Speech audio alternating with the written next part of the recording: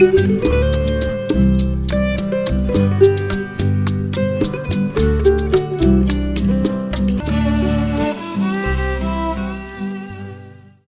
saludo, mis amigos, qué bueno estar nuevamente juntos en este podcast de Radio Guamá Te Presento. Hoy les propongo conocer más sobre una madre, una mujer que ha dedicado gran parte de su vida a regalarle alegrías a los otros. Si quiere conocer de quién se trata, quédese junto a nosotros, que ya iniciamos. Te presento.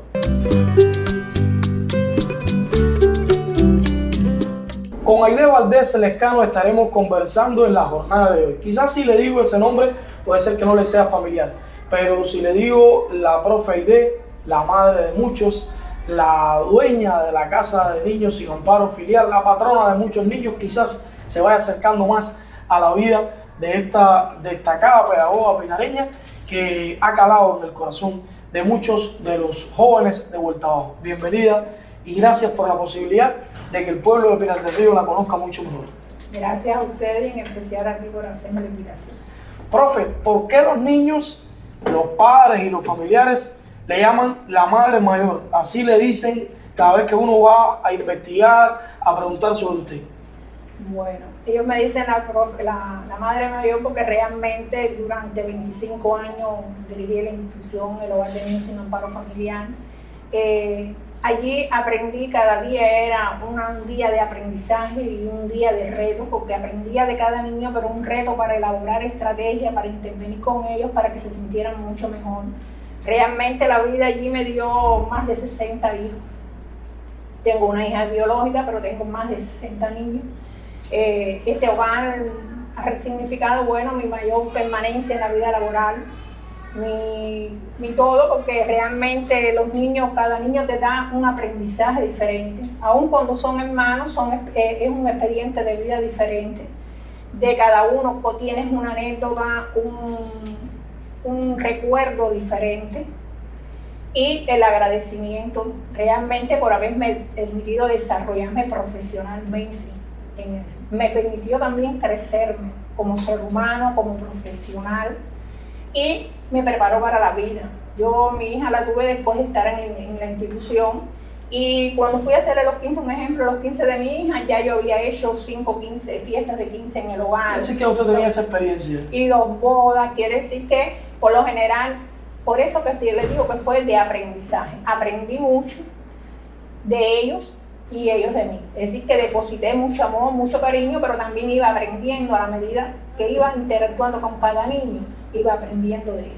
¿Qué reto implica cuidar de jóvenes, adolescentes, niños que no salieron de usted, pero que tiene la encomienda de inculcarle una educación adecuada al sistema educacional cubano y al régimen de la República de Cuba? Mira, es un reto muy grande. En primer lugar, porque fueron etapas diferentes. Yo empecé en la década del 90. Pleno periodo especial. Terminándose casi el 90, por la década del 90, porque fue en el 99 y todo el 2000. Terminé en el 2024. El niño de la década del 90 no es el niño de la década del 2000. Y cada uno lleva una estrategia diferente. El adolescente es diferente. El niño que entra no entra como el niño que primero que entraba en épocas anteriores. Es decir, que los aprendizajes, la dialéctica cambia constantemente y los niños cambian.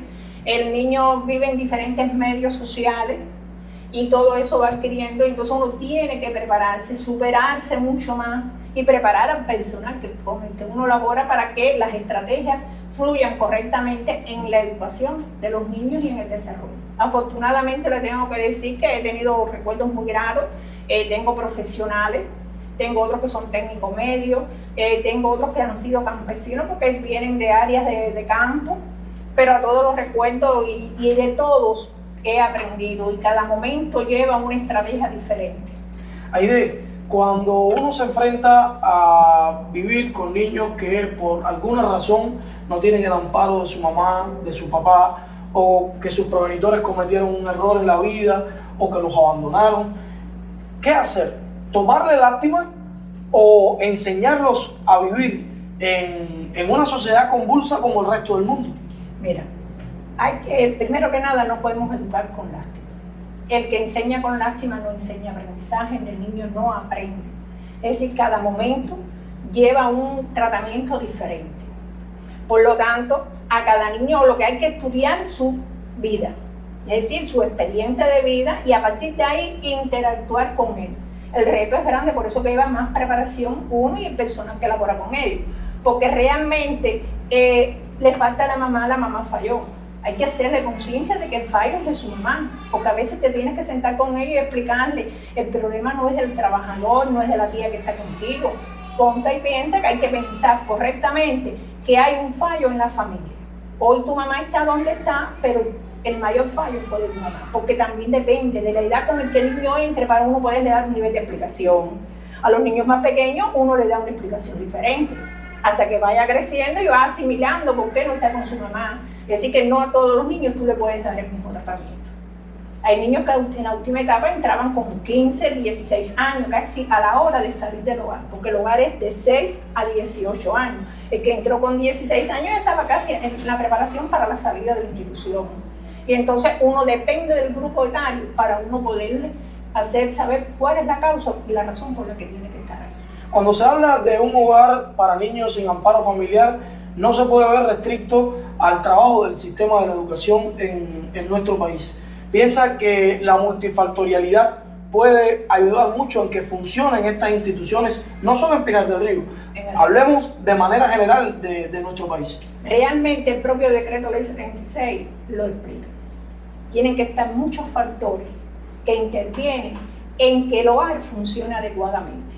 Ahí está el factor de la fiscalía, el MININ, trabajo, asistencia social, educación, está la agricultura, ¿no? Porque hay niños que vienen del campo también. Es decir, que tiene que ser multisectorial. Porque cuando están todos contribuyen y fluye el trabajo en la institución. Es cierto que los niños que son huérfanos, que llegan porque son huérfanos, el Estado tiene la posibilidad de protegerlos desde el punto de vista de la entrega a un hogar. ¿Tuvo la posibilidad de llevarlos hasta ese punto? Sí, yo en el tiempo de trabajo entregué a 6 niños, a 6 viviendas diferentes, porque el propio decreto del 76, que hoy está en un proceso de revisión, ustedes deben conocer eso, en su artículo 4 planteaba que al egreso de la institución hay que crearle las condiciones. Antes decían condiciones mínimas indispensables, el concepto de mínimas indispensables a la medida que fue pasando el tiempo, porque eso es de la década del 80 y estamos en el 2000. La ley que va a cambiar. Va a cambiar la ley, entonces tiene que ir como otro perfil. Ya las mínimas condiciones como que incluye que debe tener 2 habitaciones porque ese egresado va a procrear su familia, tiene que tener condiciones más amplias. Ahí hay un factor muy fundamental que educación tiene que informarse. La directora se informa de educación al Consejo de la Administración, y ahí se traza la estrategia para la vivienda que puede ser para ese niño. Y ahí fluye la asistencia social, trabajo, fiscalía, para que salga con las condiciones mínimas indispensables. Aquí en la provincia ha sido siempre, disculpa que le interrumpe, ha sido la provincia pionera en no tener niños mayores de 16 años, de 18 años, disculpe, en las instituciones. Todos egresan. Todos egresan en esa etapa. Nada más tuvimos una situación que fue con Omar, que salió con 19 años, pero generalmente a los 17 años y medio ya nosotros estamos trabajando y se ha trabajado en la provincia para que tengan su vivienda.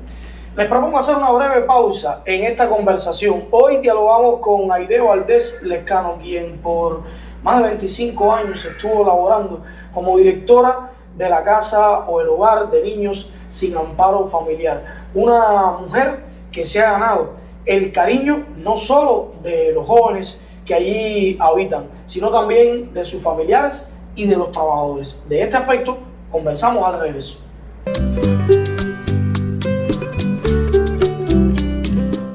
Entre presento hoy tenemos el placer de conversar con la profe Aide Valdés Lescano, quien ha entregado prácticamente toda su vida a la pedagogía, a la enseñanza, y más de 25 años de ella, bueno, pues al frente de un hogar de niños sin amparo filial.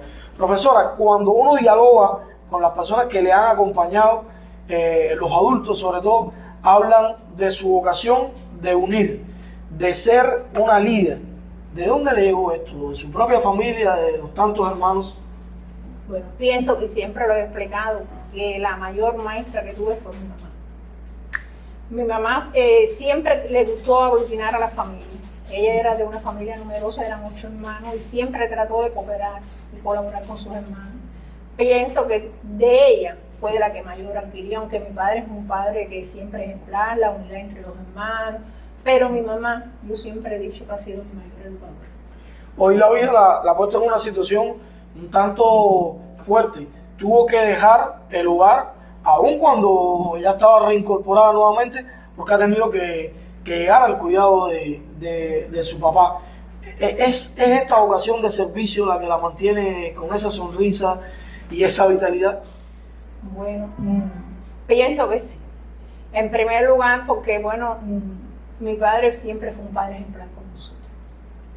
De hecho, siempre me acompañó a lugares que tuve que ir a cumplir servicios sociales. Él me acompañaba a esa primera visita a ese lugar. ¿Usted es de aquí, del propio Pinar del Río? Sí, soy de Pinar del Río. Me tocó un primer servicio social en Puerto Esperanza y él me acompañó hasta ahí para hacer las formaciones. Y estuve en el componente laboral cuando estuve en la formadora de maestros y allá Sandino, él también viajaba y me visitaba. Y decirle que ese enfoque de mi papá, de siempre estar ahí guiándonos a uno y eso, y me hizo crear. Yo realmente me considero haber creado un buen colectivo en mi tiempo de trabajo con mis trabajadores en el lugar. Porque un problema de un trabajador es un problema de uno. Y si uno no ayuda a la persona que está a tu lado, ¿cómo puedes pedirle después una ayuda? Y entonces creo que por eso me caractericé. Estudiaba a los niños, pero también estudiaba a los trabajadores. Veía qué necesidad tenía el trabajador y qué necesidad tenía el niño, y entonces ahí enfocar el colectivo. Tuve buenos trabajadores ejemplares. Yo tengo compañeros que todavía, por razones de mejorar de salario, de condiciones que tuvieron hijos y no podían trabajar en el horario nocturno, tuvieron que buscar otra alternativa de trabajo. Esas personas nunca se han olvidado de mí, siempre mantenemos comunicación.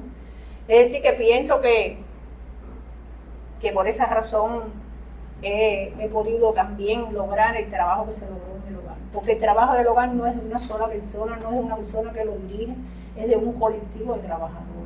Hay educadoras, hay asistentes de servicio, hay una cocinera.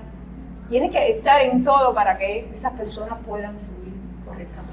Ahora estamos prácticamente en los exámenes de ingreso a la educación superior. ¿Cómo se vive una jornada cuando los muchachos tienen pruebas, cuando tienen que enfrentarse a un reto importante desde el punto de vista educacional? ¿Cómo lo viven ustedes, las educadoras pedagógicas? Mire, en el hogar es como si fueran los hijos de uno también. Tú tienes que trabajar porque el trabajo práctico que tienes que entregar tiene que tener calidad, hay que revisar ese trabajo.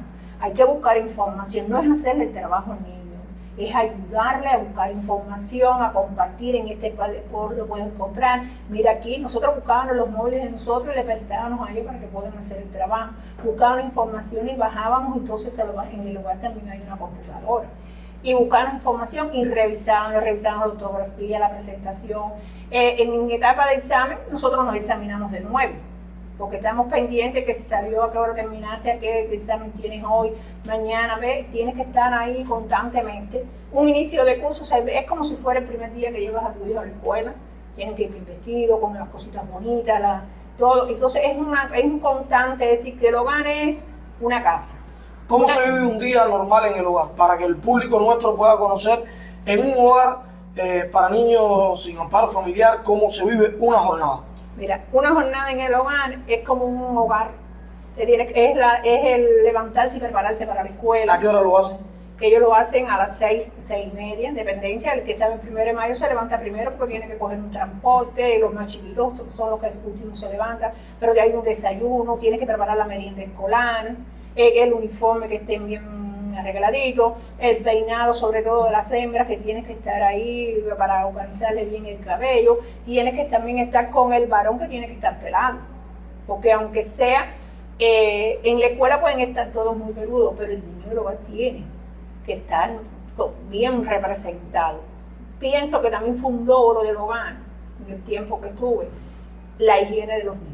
Los niños se reconocían en las instituciones donde estaban por la higiene y por la limpieza de su ropa, por la organización de sus libros. porque aún cuando están en la secundaria, nosotros les forramos los libros. El primer día de clase en el hogar es una revolución. ¿Por qué? Porque tienes que cambiar el forro de aquel libro, poner el forro, que hay que pegar que organizar, igual que una familia normal. Y entonces cuando regresan por la tarde es la merienda, es el proceso de baño, es el televisor, es la comida, es ver la televisión, la cama que hay que tenerla organizada para dormir. Es así, es constantemente en movimiento. Usted hablaba al principio, y lo ha mencionado en varios momentos de la entrevista, que no solo tiene más de 60 hijos, tiene una biológica, sí, y estos que le ha tocado criar, formar. ¿Cómo insertar a esa que salió de usted, a esa que la formó, que la planificó, en este medio, en este mundo a veces que para uno puede constituirle adverso? ¿Y usted cómo logró formarla, cómo logró incluirla? Bueno, realmente la hija mía se convirtió en un hermano de ellos. Hilda, ¿no? Hilda. Hilda, sí, le dicen Hilda, pero nosotros le decimos, ella se llama Hilda y Delín, pero nosotros le decimos cariñosamente Hilda. Hilda es una más era una más dentro de nosotros. Y aún sigue porque ella mantiene comunicación con todos los niños. Hay niños que egresaron, que hoy son hombres y todo, y la llaman como ella los llamaba, a Titi, a Henry, el otro, todo el mundo siempre que me llama me dice, tía, Hildita, ¿cómo está? ¿Se conocen los nombres, profe, sí, de todos sus alumnos? De todos los que fueron míos, sí. Mire, y entonces ella participaba casi en todas las actividades, porque tenía que estar, prácticamente yo estaba más tiempo en el hogar que en mi casa. Es decir, en un tiempo de ciclón tienes que estar donde evacuada con los niños. Es decir, en los eventos meteorológicos. Vas a la playa, tienes que llevarlos a ellos. Entonces, esa convivencia con ellos los hizo penetrarse en la dinámica de cada uno de ellos y ayudar. Tengo que decir que ella es muy solidaria con los niños. Aún después que yo salí, hay momentos en que ella incide con ellos. Profe, hoy se viven momentos muy complicados desde el punto de vista social, acentuados por las propias carencias económicas que vive el país. Desde su punto de vista, ¿qué le está faltando a la educación cubana para lograr hogares más seguros, familias más entregadas, niños y niñas con derechos cumplidos verdaderamente? Bueno, pienso que hay cosas que son subjetivas, ¿no? ¿Verdad? Hay mucha carencia, pero pienso que en algún momento en el hogar no ha faltado nunca el apoyo. Ese apoyo de los organismos, de las organizaciones, de las empresas. Es decir, que de la parte material el hogar está bien conformado y con una atención especial. Los niños del hogar no se deben de quejar de esa situación.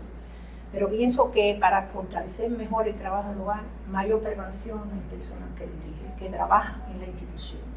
Es decir, hallar una mayor selección. Toda persona que va a la institución hay que ser investigada, no puede tener antecedentes penales, hay que llevar un proceso parecido, menos riguroso que los niños, pero también la superación del personal que está en la institución, porque todo está en cambio. La preparación, términos que se utilizaban en una determinada etapa ahora no se utilizan, y pienso que hay que hacer una actualización de la educación especial para trabajar con niños, porque realmente el hogar pertenece a la educación especial. Estamos celebrando el Día de las Madres. Mañana domingo estarán todas las madres cubanas festejando su día. Usted, que ha constituido la madre de muchos niños y niñas, ¿cómo le gustaría que siempre sus alumnos la recordaran? Sus hijos, vamos a llamarlo así porque realmente son sus hijos. Como una madre cariñosa y siempre con una sonrisa. Gracias, profe.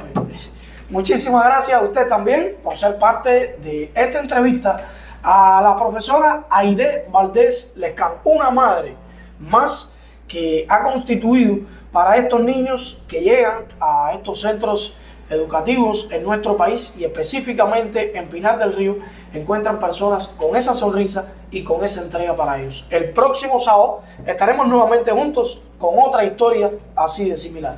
Usted regrese a la cita.